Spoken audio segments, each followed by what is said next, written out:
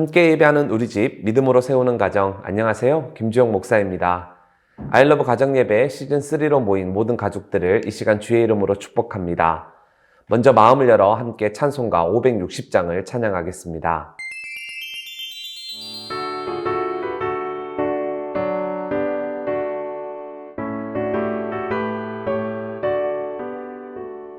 주의 발자취를 따름이 어찌 즐거우리라닌가.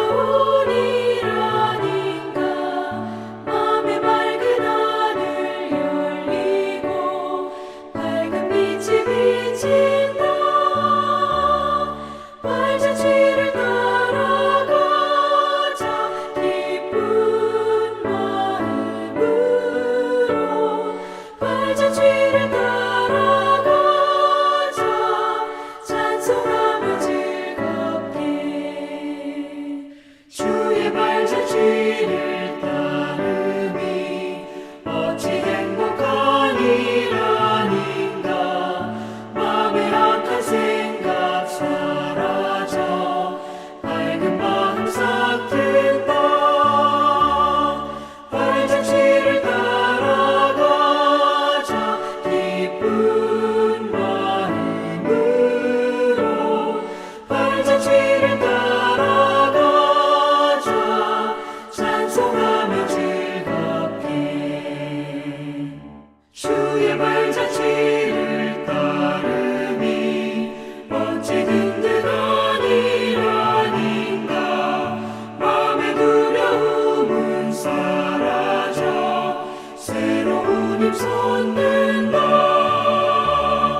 발자취를 따라가자 기쁜 마음으로. 발자취를 따라가자 찬송하며 즐겁게. 아멘.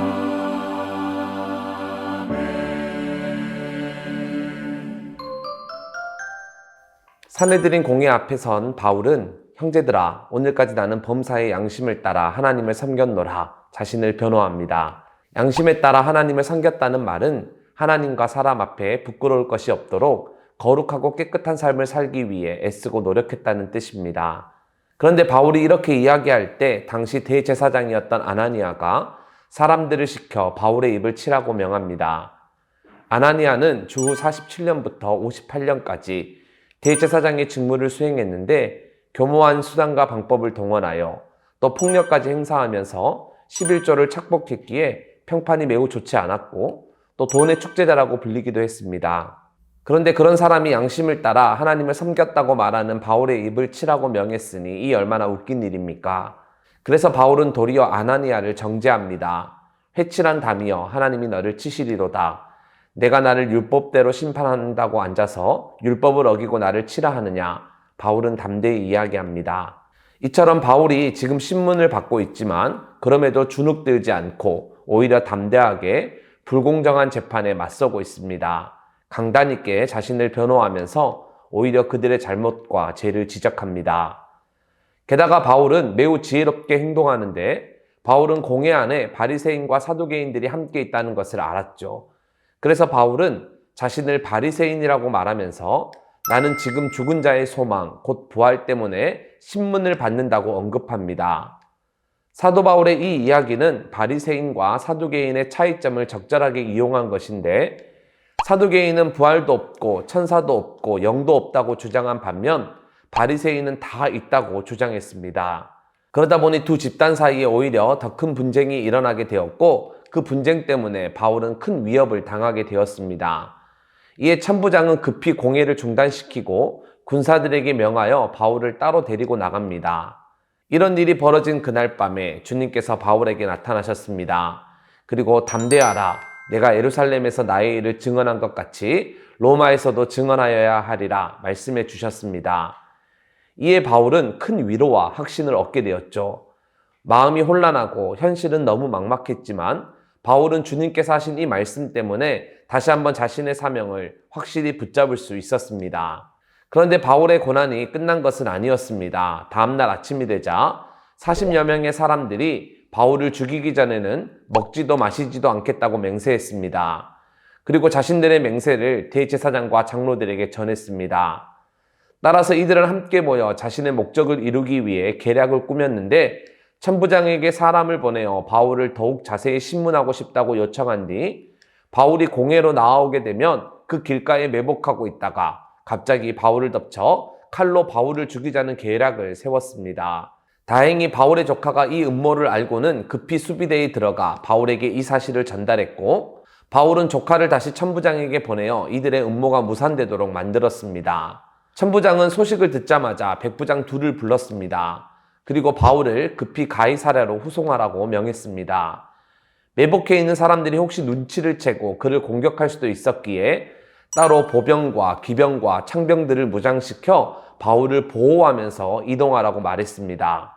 그뿐 아니라 빠른 호송을 위해 천부장은 바울을 태울 짐승까지 준비했습니다. 또 소견서를 써주었는데 천부장은 바울이 율법 문제로 고소를 당하기는 했으나 사형당할 일은 찾지 못했다고 밝힙니다. 이로써 로마 병사들의 호의 속에 안전하게 가이사랴에 도착한 바울은 이튿날 당시 유대 총독이었던 벨릭스 앞에 서게 되는데 벨릭스 총독은 AD 52년부터 약 7년간 유대를 다스린 사람입니다. 그런데 유대 지역을 얼마나 엄하게 또 폭력적으로 다스렸던지 사람들은 그를 잔혹한 통치자라고 불렀습니다. 다행히 천부장이 써준 소견서도 있었고 바울이 또 로마 시민권자였기에 벨릭스 총독은 바로 바울을 신문하지 않고 고소인이 도착한 후에나 바울의 이야기를 듣겠다고 말하고는 우선 헤롯궁에 가두었습니다. 그러면서 사도행전 23장은 마무리되는데 23장을 보면 바울은 계속 어려움을 당합니다. 공회에서 재판을 받기도 하고 살해 위협을 당하기도 하고 잔인한 통치자라고 불렸던 벨릭스 총독 앞에 서게 되는 등 여러 가지 고난과 위협을 당합니다. 그런데 그때마다 바울은 지혜롭게 행동하면서 그 어려움을 잘 이겨나갑니다. 모진 고초 속에서도 낙심하기는커녕 계속 힘을 내면서 잘 극복해 나갑니다. 그뿐 아니라 주님께서 이런 바울에게 나타나 위로의 말씀도 주셨죠. 사명도 고취시켜 주셨습니다. 그리고 위험한 상황이 오히려 전화위복이 되어 그 어느 때보다 안전하고 편안하게 이동하는 은혜를 누리기도 했습니다. 이처럼 우리도 살다 보면 고난을 당할 때가 있습니다. 어려움을 만나게 됩니다. 중요한 것은 이런 모진 고초 속에서도 낙심하지 말고 우리도 바울처럼 지혜롭게 잘 행동해야 합니다. 좌절하지 말고 두려워하지 말고 믿음 안에서 이 모든 일들을 잘 이겨나가야 합니다. 그리고 잊지 말아야 할 것은 주님께서 이럴 때 또 우리에게 나타나셔서 우리를 위로하시고 우리에게 귀한 말씀을 주십니다. 그러니 언제나 주님의 음성에 귀를 기울여 주님께서 주시는 위로를 받을 뿐 아니라 다시금 사명을 위하여 달려나아가는 주님의 사람들이 다 되기를 바랍니다. 자, 그럼 이제 이런 이해를 바탕으로 사도행전 23장 말씀을 읽을 텐데 오늘도 말씀을 읽은 뒤에 받은 은혜를 가족들과 함께 나누시면 좋겠습니다. 자, 그럼 이제 사도행전 23장 말씀을 함께 읽겠습니다.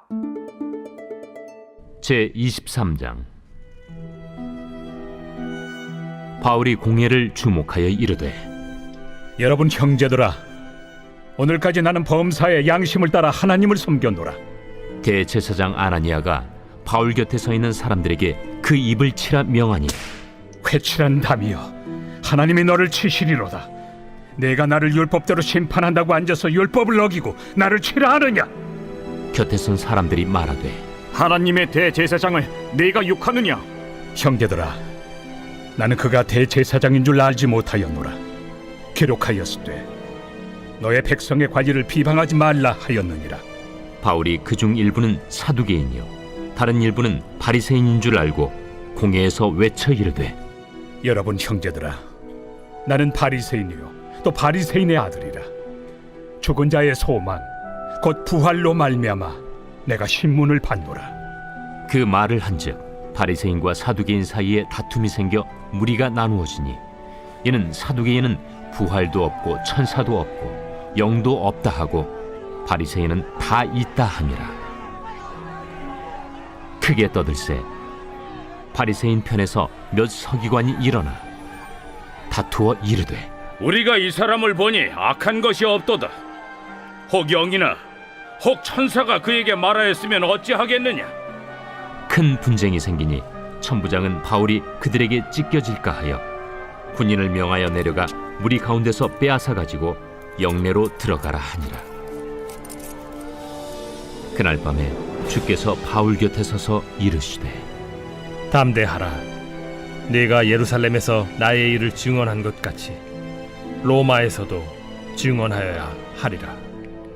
날이 새매 유대인들이 당을 지어 맹세하되 바울을 죽이기 전에는 먹지도 아니하고 마시지도 아니하겠다 하고 이같이 동맹한 자가 40여 명이더라. 대제사장들과 장로들에게 가서 말하되 우리가 바울을 죽이기 전에는 아무것도 먹지 않기로 굳게 맹세하였으니 이제 너희는 그의 사실을 더 자세히 물어보려는 척하면서 공회와 함께 천부장에게 청하여 바울을 너희에게로 데리고 내려오게 하라. 우리는 그가 가까이 오기 전에 죽이기로 준비하였노라. 바울의 생질이 그들이 매복하여 있다 함을 듣고 와서 영내에 들어가 바울에게 알린지라. 바울이 한 백부장을 청하여 이르되 이 청년을 천부장에게로 인도하라. 그에게 무슨 할 말이 있다. 천부장에게로 데리고 가서 죄수 바울이 나를 불러 이 청년이 당신께 할 말이 있다 하여 데리고 가기를 청하더이다. 천부장이 그의 손을 잡고 물러가서 조용히 묻되 내게 할 말이 무엇이냐? 유대인들이 공모하기를 그들이 바울에 대하여 더 자세한 것을 묻기 위함이라 하고 내일 그를 데리고 공회로 내려오기를 당신께 청하자 하였으니 당신은 그들의 청함을 따르지 마옵소서. 그들 중에서 바울을 죽이기 전에는 먹지도 않고 마시지도 않기로 맹세한 자 40여 명이 그를 죽이려고 숨어서 지금 다 준비하고 당신의 허락만 기다리나이다. 이에 천부장이 청년을 보내며 경계하되 이 일을 내게 알렸다고 아무에게도 이르지 말라. 백부장 둘을 불러 이르되 밤 제3시에 가이사랴까지 갈 보병 200명과 기병 70명과 창병 200명을 준비하라. 또 바울을 태워 총독 벨릭스에게로 무사히 보내기 위하여 짐승을 준비하라 명하며 또 이 아래와 같이 편지하니 일렀으되 글라우디오 루시아는 총독 벨릭스가 갖게 문안하나이다. 이 사람이 유대인들에게 잡혀 죽게 된 것을 내가 로마 사람인 줄 들어 알고 군대를 거느리고 가서 구원하여다가 유대인들이 무슨 일로 그를 고발하는지 알고자 하여 그들의 공회로 데리고 내려갔더니 고발하는 것이 그들의 율법 문제에 관한 것뿐이요 한 가지도 죽이거나 결박할 사유가 없음을 발견하였나이다. 그러나 이 사람을 해하려는 간계가 있다고 누가 내게 알려주기로 곧 당신께로 보내며 또 고발하는 사람들도 당신 앞에서 그에 대하여 말하라 하였나이다.